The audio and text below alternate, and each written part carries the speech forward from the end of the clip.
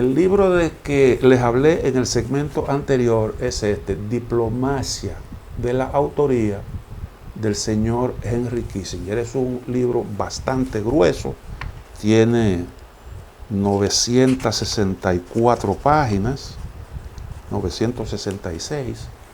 Hay una versión digital que se puede conseguir en la internet. Yo recomiendo el libro porque es un análisis de cómo ha evolucionado con el paso del tiempo el ordenamiento internacional y cuáles han sido las fuerzas que han impulsado esa evolución y cómo espera Henry Kissinger que evolucionen las cosas en la época después de la caída del bloque socialista, de la desaparición de la Unión Soviética. El libro se publicó en 1996 y es una especie de contribución que pretende hacer Kissinger en eso que él entiende que es el gran reto de Estados Unidos de diseñar una política inteligente para preservar su predominio en el mundo. Porque él decía que tanto George Bush, padre, como Bill Clinton hablaron como si el ordenamiento internacional del siglo XXI ya se hubiera conformado. Y él corrige y dice que eso no es así, que ese es un ordenamiento que se va a ir conformando al calor de una intensa competencia entre un puñado de grandes potencias y una gran multiplicidad de estados independientes. Y como consecuencia del empuje de todas esas fuerzas, es que se verá definido el ordenamiento mundial del siglo XXI bien entrado el presente siglo. Pero es un asunto que está todavía en curso, en gestación, y por tanto él pretende hacer ahí algunos aportes al diseño de la política estadounidense de cara a ese gran reto. Aunque en aquel entonces se hablaba, y era una realidad, de Estados Unidos como única superpotencia en el mundo. Y precisamente por ahí comienza. Dice, y voy a citar algunos párrafos textualmente, dice: el fin de la Guerra Fría ha creado lo que algunos observadores llaman un mundo unipolar o de una superpotencia. Pero en realidad, los Estados Unidos no están en mejor posición para imponer unilateralmente el orden mundial de lo que se estaba al comienzo de la Guerra Fría. Son más preponderantes de lo que eran hace 10 años y sin embargo, de manera irónica, el poder también se ha vuelto más difuso. De ese modo, en realidad ha decrecido la capacidad de los Estados Unidos para aplicarlo en la formación del resto del mundo. Porque aparecieron después de la Guerra Fría un montón de estados independientes. Y entonces proyectar el poder a la conformación del nuevo ordenamiento mundial se hace más complejo en un escenario de ese tipo. Y dice más adelante: al aproximarse el siglo XXI, reitero, el libro fue publicado en el 96, han entrado en acción vastas fuerzas mundiales que con el tiempo harán menos excepcionales a los Estados Unidos. El poderío militar norteamericano seguirá careciendo de rival en el corto plazo. Sin embargo, el deseo norteamericano de proyectar ese poderío a la infinidad de pequeños conflictos que el mundo probablemente presenciará en las próximas décadas, como en Bosnia, Somalia y Haití, constituye un desafío conceptual clave para la política exterior norteamericana. Los Estados Unidos tal vez tendrán la economía más poderosa del mundo hasta bien entrado el próximo siglo. Sin embargo, la riqueza se repartirá más, así como la tecnología capaz de producir riqueza. Los Estados Unidos se enfrentarán a un tipo de competencia económica que nunca experimentaron durante la Guerra Fría. Porque la Unión Soviética era, y de eso hemos hablado en ocasiones, en programas recientes, era una gran potencia militar. Sin embargo, desde el punto de vista económico, pues era un país realmente débil, un país subdesarrollado que participaba del comercio mundial como una nación subdesarrollada. En el caso de China es distinto. En el 1996, China era, creo que estaba en la cuarta posición, o en la tercera, después de Estados Unidos, Japón, Alemania, era la tercera potencia a nivel mundial. Y ya veía Kissinger la posibilidad de que otros estados pudieran, desde el punto de vista económico, aventajar a Estados Unidos. Y desde luego que tenía en mente a China. Y lo que nosotros estamos viendo hoy es precisamente lo que él decía, porque China compite en base a desarrollo tecnológico, en base a productividad. Y entonces es una potencia comercial grande, con una población sumamente grande, y entonces ese es un tipo de competencia que no fue precisamente la que tuvo Estados Unidos durante la Guerra Fría. Y sigue más adelante señalando, donde quiera que se establezca el equilibrio entre valores y necesidad, la política exterior deberá empezar por definir lo que constituye un interés vital. Un cambio en el entorno internacional, el cual es tan probable que socave la seguridad nacional que habrá que oponérsele, independientemente de la forma que adopte la amenaza o de lo legítima que parezca ser. Es decir, no importa realmente quién es el que amenace, lo importante es la amenaza. Si esa amenaza existe, sea quien sea, aún se trate de un país aparentemente benigno, como amenaza el predominio de Estados Unidos, eso tiene que ser enfrentado. Y sigue diciendo, durante su apogeo, oigan lo que dice, durante su apogeo, Gran Bretaña habría ido a la guerra para impedir la ocupación de los puertos del Canal de la Mancha en los Países Bajos, aunque hubiese sido tomado por una gran potencia gobernada por santos. Es decir, este es un problema de intereses.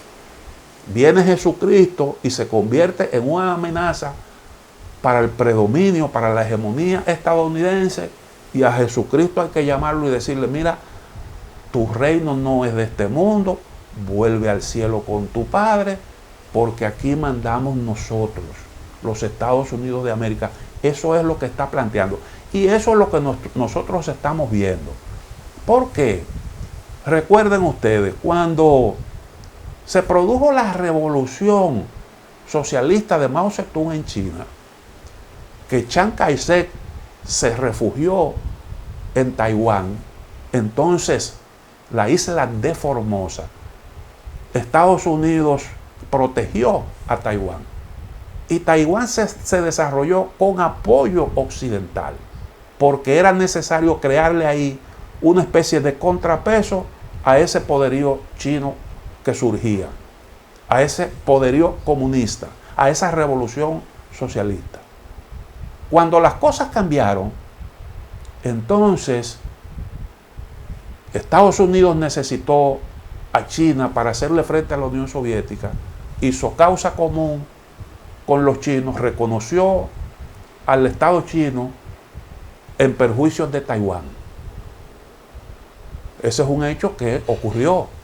Eso es una muestra de que realmente lo que interesa no es un asunto de principio, porque China siguió siendo socialista, pero socialista aliado después con Estados Unidos en contra de la Unión Soviética. Y entonces ahí ustedes tienen un ejemplo claro de cómo es que opera la cosa. Lo que ocurrió durante la Segunda Guerra Mundial. ¿Cuál era la amenaza? La amenaza era Hitler, que tenía realmente unas pretensiones de gobernar, de hacerse con el control del mundo entero. Ese era el gran reto. Y la Unión Soviética fue útil para hacerle frente a ese problema principal, a ese competidor, a ese que tenía la intención hegemónica, era útil para frenar aquello. Una vez destruida la amenaza, entonces se bajó la cortina de hierro. Y es lo que nosotros estamos viendo ahora. Este no es un problema de que fulano de tal es un autoritario, porque gobiernos autoritarios hay por ahí que son aliados de Estados Unidos. Y yo he hablado de Egipto, yo he hablado del caso de Arabia Saudita. Cuando se trata de aliados, lo otro son cuestiones secundarias. Bueno, pero sigamos con lo que dice Kissinger. Dice: la controversia que rodeó casi todas las acciones militares norteamericanas durante el periodo posterior a la Guerra Fría, estoy citando párrafos distintos, la controversia que rodeó casi todas las acciones militares norteamericanas durante el periodo posterior a la Guerra Fría muestra que ya no existe un vasto consenso sobre dónde deben trazar un límite los Estados Unidos. Sin embargo, dice que ese consenso hay que crearlo, y la creación de ese consenso es uno de los grandes retos de Estados Unidos. Creo que esto es importante para entender el problema que está, las tensiones, el incremento de las tensiones entre Estados Unidos y Rusia por la presencia, el incremento de la presencia militar en Crimea y en la zona fronteriza con Ucrania, y también para entender el asunto de la presión y la campaña que presenta China como un ladrón de tecnología, como un régimen que no es democrático, y todas esas cosas que se dicen, lo que busca es precisamente crear el consenso. En Rusia ahora mismo se está hablando de la estrategia de Estados Unidos. ¿Cómo ellos explican la decisión estadounidense de meter buques militares en la zona del Mar Negro? Ellos dicen que la estrategia es sacar al oso de su guarida.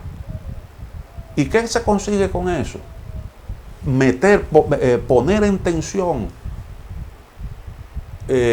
a Rusia, que el oso muestre sus garras y que muestre sus grandes dientes. Y de esa manera entonces conseguir eso a lo que se está refiriendo Henry Kissinger, el consenso. El consenso que se necesita para poder dar la pelea con la competencia. Y entre esos está la Unión Europea. La Unión Europea resulta que su tendencia ha sido la de priorizar sus propios intereses. Y esta maniobra es de cara precisamente a eso, sobre todo lo que tiene que ver con Alemania y el proyecto Nord Stream 2, que es la construcción de un gran gasoducto, una ampliación de un gasoducto que ya existe sobre el Báltico y que va a llevar gas a Alemania, y desde ahí se repartirá a distintos países europeos. Un gran proyecto, un proyecto multimillonario que está siendo construido por una empresa rusa, Gazprom, y en donde participan también consorcios alemanes, se está metido también ahí la Shell. Y ese es un gran proyecto que inquieta a Estados Unidos, enormemente inquieta a Estados Unidos. ¿Por qué? Porque eso significa que se va a crear una dependencia energética de casi toda la Europa del gas, del suministro del gas ruso. Y eso, naturalmente, que desde el punto de vista político tiene un peso importante. Ahora, ¿qué pasa? Bueno, que para Europa el suministro de gas es una cuestión vital, es una cuestión fundamental. Lo otro es, por ejemplo, usted abastecerse por otra vía con la ayuda de la criogenia, que es una cuestión que es un proceso lento y muy costoso, sumamente costoso. El gasoducto es una forma segura y barata de usted llevar gas desde la zona de Rusia, desde aquella zona donde están los yacimientos de gas, sacarlo directamente a Europa por esa vía. Sale mucho más barato y es mucho más seguro, pero genera esa dependencia. El sacrificio que le está exigiendo, porque Estados Unidos se ha opuesto a ese proyecto y los países europeos han rechazado las pretensiones estadounidenses. Hay el caso, por ejemplo, de Polonia, que se opone, pero Polonia en esto cuenta poco. Y hay unos intereses ahí que, pues, gravitan enormemente. Y la preocupación norteamericana por eso es grande. Cuando estalló la guerra en Ucrania, Estados Unidos forzó a la Unión Europea a que se sumara a las sanciones. Europa no estaba muy conforme con eso. Pero yo entiendo que las maniobras que se están produciendo busca crear el consenso de que habla Henry Kissinger, obligando al oso a que muestre, como creo yo que lo está haciendo, a que muestre sus garras, porque esa concentración militar no gusta mucho, aunque los entendidos en estos asuntos entienden perfectamente la reacción rusa. Pero este es un asunto delicado. Sigue diciendo Kissinger, en lo geopolítico, los Estados Unidos son una isla frente a las costas de la gran masa continental de Eurasia, que es precisamente ahí donde está, de la zona que estamos hablando. Eurasia es un supercontinente desde el punto de vista geológico, porque estamos hablando de una especie de masa territorial compacta, que no está separada por grandes espacios marítimos, una zona, un supercontinente. Y entonces esa es la zona en donde existen lo que Kissinger denomina estados del tipo continental, grandes estados con territorios y una población bastante voluminosa que le permiten acumular fuerza suficiente como para convertirse en rival de Estados Unidos. En definitiva, él entiende que el que tenga el predominio, la mayor influencia en la zona de Eurasia, consigue automáticamente convertirse en el centro del ordenamiento internacional. Y por eso es que usted ve todos estos escarceos de cara a conseguir, a mantener la influencia en esa zona geográfica. Sigo citando, cuyos recursos, Eurasia, cuyos recursos y población son muy superiores. La dominación de cualquiera de las dos principales esferas de Eurasia, Europa o Asia, por parte de una sola potencia, sigue siendo una buena definición del peligro estratégico al que se enfrentan los Estados Unidos, con Guerra Fría o sin ella.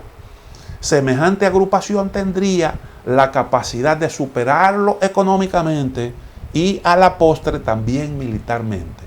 Habría que resistir a ese peligro, aunque la potencia predominante fuera en apariencia benévola. Y entonces estos esfuerzos que se ve en esas, que se están produciendo en esa zona, se explican precisamente por la importancia estratégica de la misma.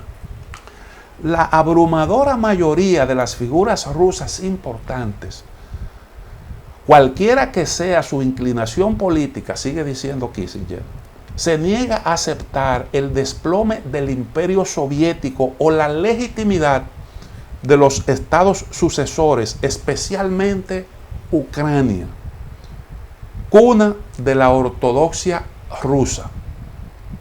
Hasta Alexander Solzhenitsyn, cuando escribió acerca de liberar a Rusia de la maldición de unos renuentes súbditos extranjeros, pidió que Moscú tuviera un núcleo formado por Ucrania, Bielorrusia y cerca de la mitad de Kazajistán.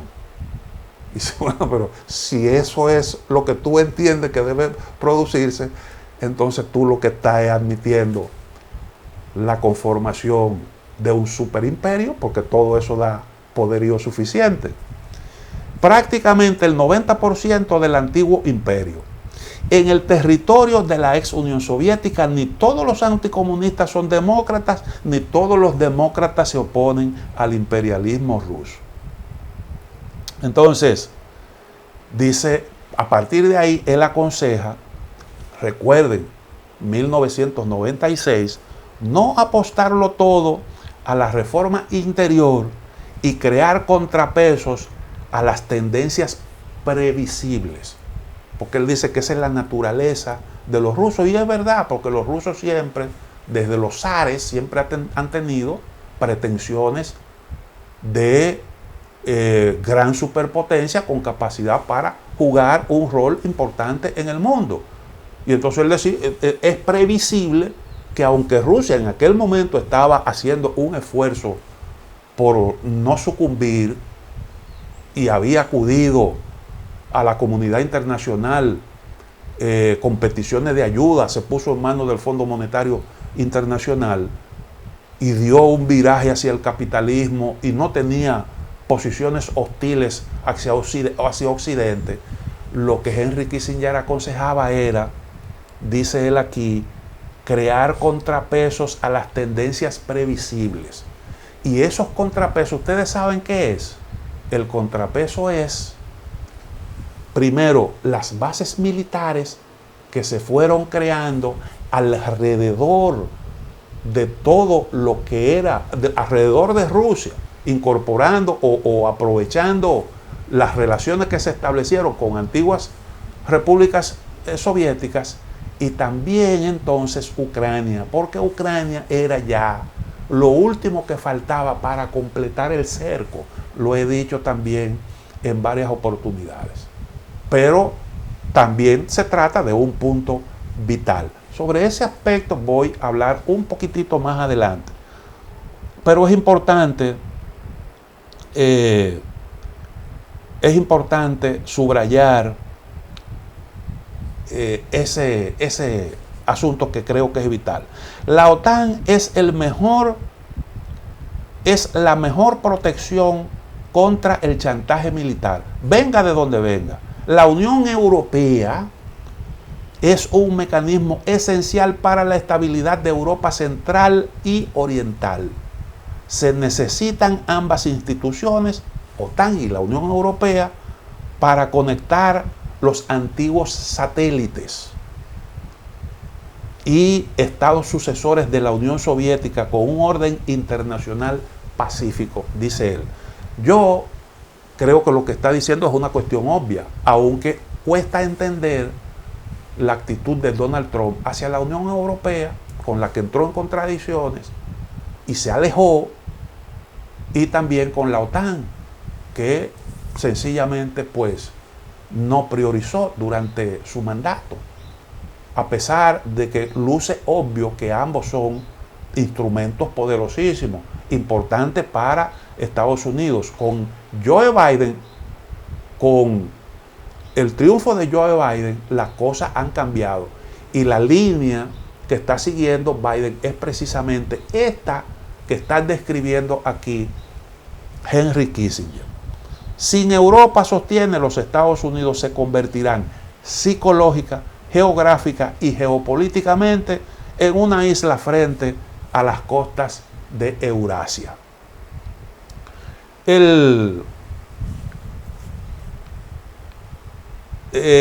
Kissinger dice que los estados del tipo continental como India, China y Rusia son los representantes de las unidades básicas del nuevo ordenamiento, son probables representantes de las unidades básicas del nuevo ordenamiento internacional. O sea, hay que cuidarse. Ahí es en donde hay que poner ese cuidado, porque son estados lo suficientemente grandes, con la población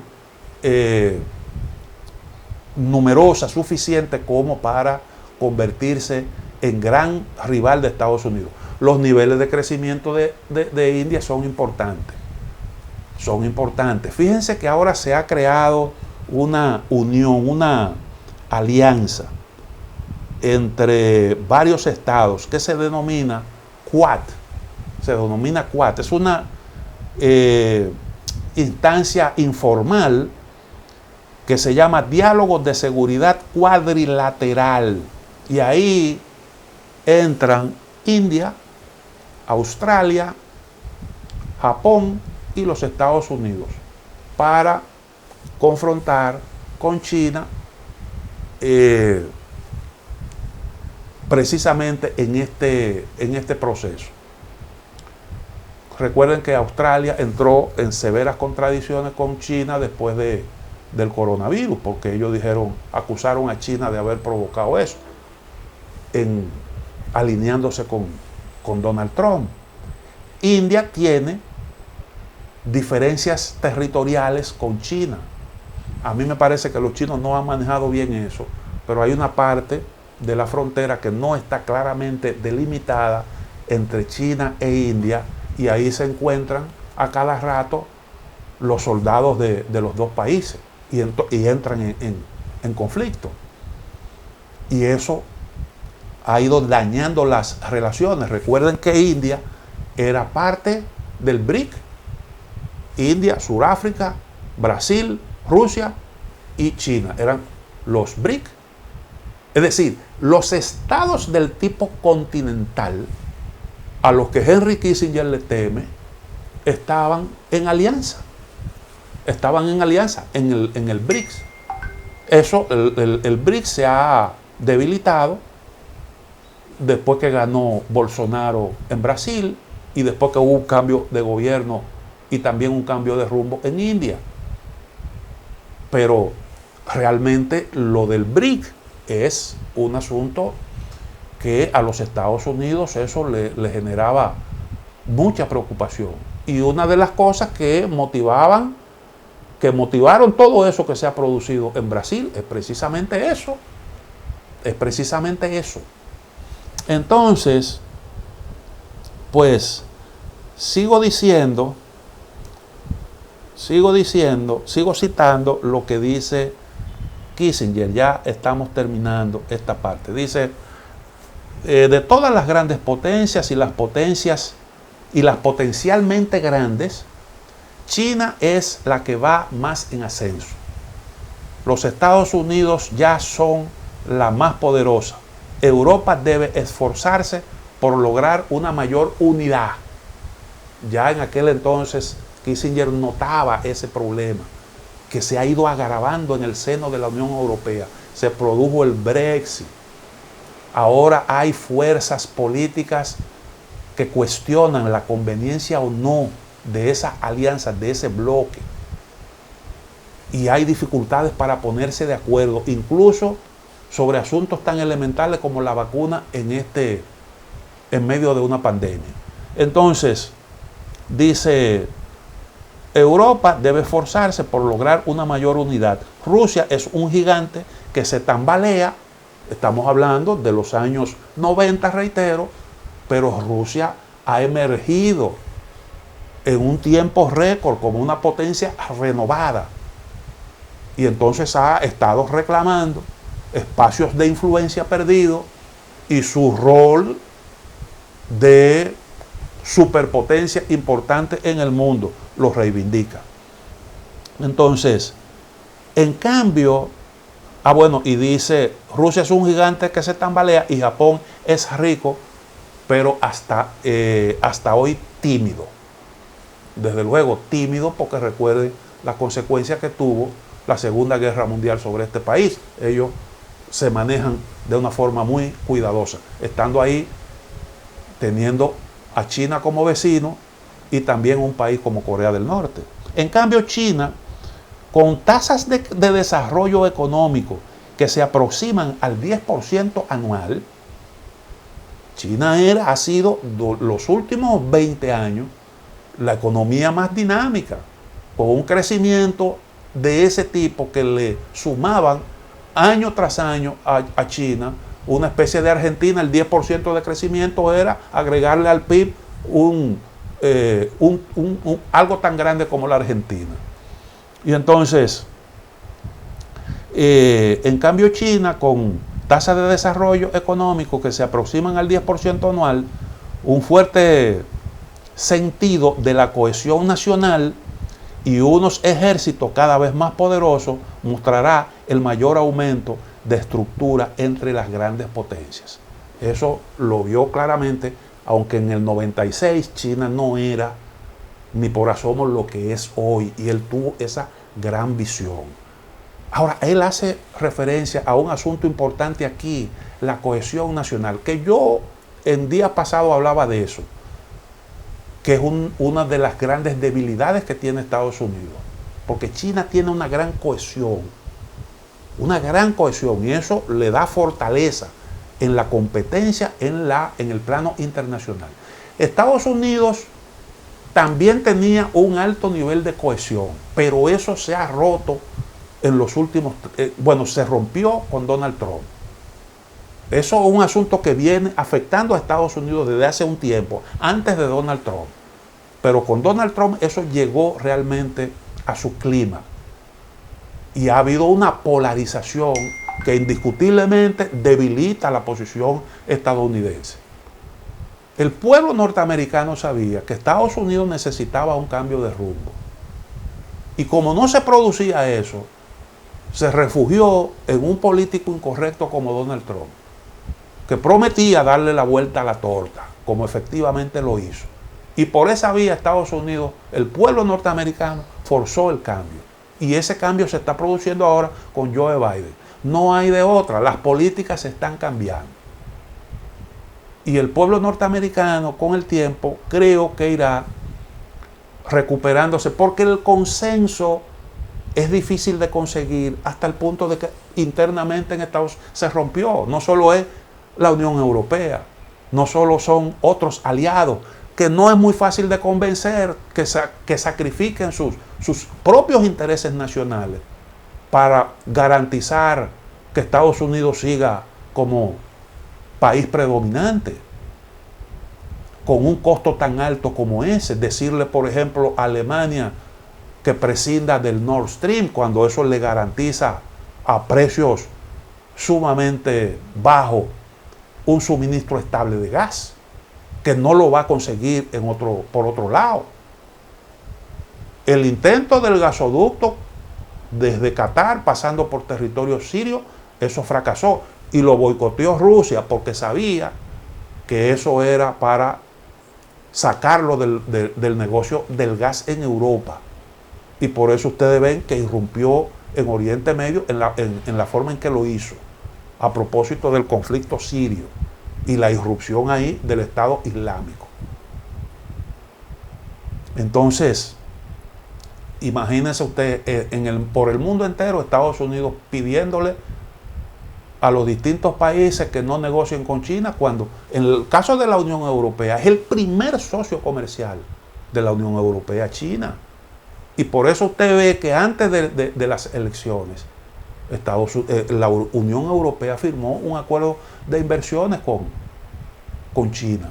Y cuando Estados Unidos le reclamó, le dijo, no, pero espérate, nosotros lo único que estamos haciendo es consiguiendo para nuestras empresas el mismo trato que ya tú tienes garantizado, porque tus empresas están allá. Y esa fue la respuesta. Y por todas partes, Estados Unidos tiene que hacer ese tipo de solicitudes. Cuando se crea la situación que se está creando en Rusia, entonces eso tiende a darle un sentido a la resistencia y tiende a forzar ese consenso y a conseguir que los distintos países de Occidente, los distintos aliados tradicionales de Estados Unidos vuelvan y se alineen como lo hicieron en el caso de la Unión Soviética. Ahora no es tan fácil por lo que decía el mismo Kissinger, son muchos estados y cada quien tiende a actuar en función de sus propios intereses. Vamos a hacer una pausa y entonces volvemos con el mismo tema.